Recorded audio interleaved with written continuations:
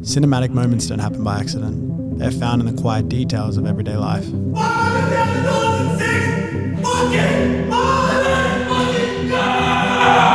When you film yourself, you become both the storyteller and the subject.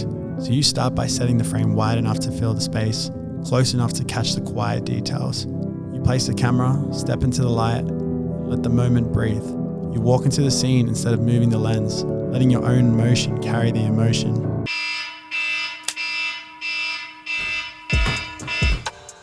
How to film yourself? That's cinematic. Let's start with the easiest, sexiest formula. Establish. Establish location, character, and detail. Films use this exact same formula and it always works. Filming a wide shot gives us context on where we are. Filming a medium shot of you gives the viewer context on who they are following. And filming a close-up shot gives the viewer context on what they should be focusing on.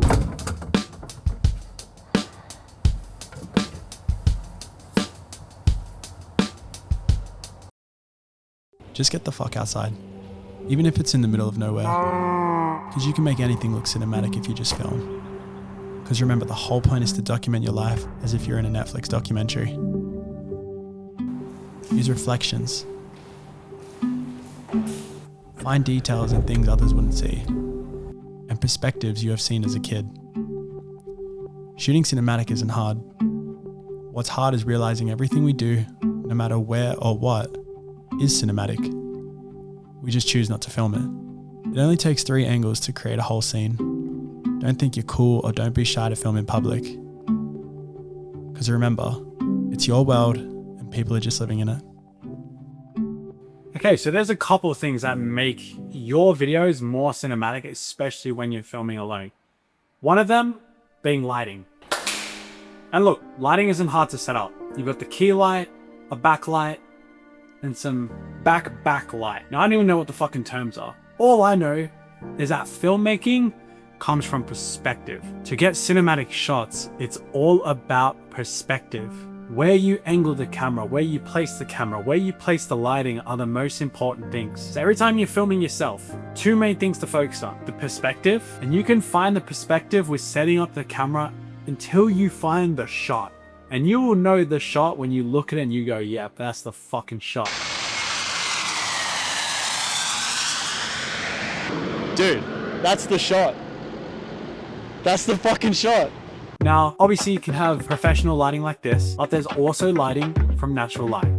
So where you place the camera is very simple. You always want to film on the shadow side to have more depth. When you have more depth, it creates that very cinematic look in your films. Another little tip is using grid lights. So right now, as you can see, I'm placed in the middle of the frame. I can be placed here, I can be placed here. It's all about what type of shot you're going for and what type of emotion you're trying to pull off. Another tip, location. If you don't like the location you're in or you can't find inspiration, get the fuck out of your house or get the fuck out of wherever you are and go to a new location. Go to the beach, go to your mate's house, go to an Airbnb, go to a city, go anywhere to find some inspiration, get B-roll. That everything is cinematic. Everything is a fucking movie. I guarantee if you watch a movie right now, look at all the shots they get. Find inspiration from them because they can go into a shopping center, they can go in the car, they can go anywhere and it looks like a fucking movie because it is. Your life is a movie. Don't forget that.